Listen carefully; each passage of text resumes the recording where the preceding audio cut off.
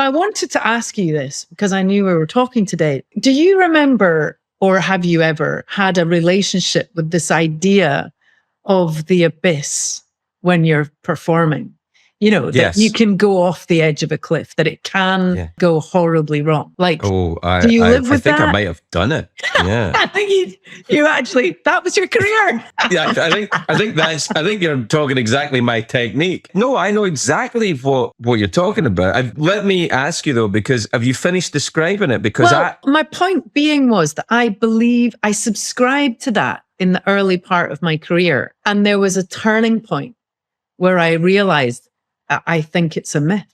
I don't think it exists. And that's when I changed my demeanor. I actually don't think anything can really go wrong here. I think it's up to you if it goes wrong. I think that's right. It's funny, that happened to me in a very definite way. I have it filmed actually when I was doing late night, because up until late night, I was doing very much the formulaic, the life of an actor and a comedian and a writer, and I would do this, do that. But late night, because I had to do it every night, it was the repetition every night. I had to be a different show every night. I kind of began to get bored. Right. And the boredom was interesting. Dangerous. Yeah. Well, what I haven't told a lot of people, and this might be the first time I've talked about it publicly, for about 2 years when I was round about when I did that monologue I did that everyone talks about when Britney Spears had that meltdown, and I happened to be 15 years sober that day, and I was like, it was in 2007. And by the way, thank you for doing that. It was a really extremely powerful thing to do. That was the abyss though. Right at that time, I so hated what I was doing. I hated it. I hated pretending that I was doing jokes like, hey, have you guys been watching the playoffs and stuff? I don't watch the play. I don't even really know what a playoff is. And I was pretending to be someone else, and I was bored and I hated it and I was uncomfortable. And then that thing happened with her that weekend, and I felt terrible for her. When I went to work that morning, it was during that period, maybe a couple of months before, and it ended a couple of months after. Everywhere I went, I had my passport in my top pocket because I thought, tonight's the night they're going to get rid of me. Tonight's the night I'm not going to be able to stand it and just leave and it and go to Bogota or something. So you were in flight mode all the time. Wow. And I think you're right. There comes to a point where you go, you don't have to run to escape the bonds of your own terror. You don't have to run. You can face it right there, and fine, whatever happens, happens. And I think you realize you're not a visitor to a venue. Yeah. The venue is yours.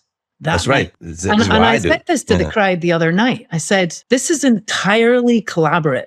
Yeah. This doesn't happen if you're not here, and this doesn't happen if I'm not here. And that's the magic, is that you create this totally unique closed loop circuit with those particular people. And I say it all the time because I think it's really great for people to remember that when you're in a venue watching someone or you're performing, it's the only time in the history of the universe that those specific people will ever be in a room together. It's like it's like a fingerprint. And you've got to embrace the analog of it. Exactly. Yeah. And remembering that experience cannot be emulated by technology. It's completely protected from any possible future because it's magical. It's magical. And it's to be awed and to be respected. And I think when I realized, and partly why I realized it was fans would wait afterwards to say hi. And so many of them would say, my favorite bit was when you f***ed up. I've got emotional saying that, but it's like, I'd be like, what? I've been like practicing for years and trying to get these songs perfect. And it's when you realize that the perfect show is something special that didn't happen last night. I think that also it is the recognition of the audience is maturity of a performer. I'm coming to, this is something I've been messing around with very recently. I was on stage a couple of nights ago in Cleveland. Mm-hmm. And the Agora Theatre in Cleveland is a big venue. Yes. It's a nice venue. Yes. I like it. And I was on stage and I was kind of mucking around with the audience at the end, towards the end of the night. And I said to them, You guys are probably familiar with the Danish Christian existentialist philosopher Søren Kierkegaard, and when he said, and I believe this to be true, only the noble of heart are called to difficulty. And I said, it's a pain in the ass to go out at night. It's a pain in the ass to get a babysitter. It's a pain in the ass to get in the bus or the train or get your car. Parking's a pain in the ass. Getting a ticket is a pain in the ass. The ticket websites are a pain in the ass. Everything's a pain in the ass. Yeah. And I know it's all difficult. I know it's all that.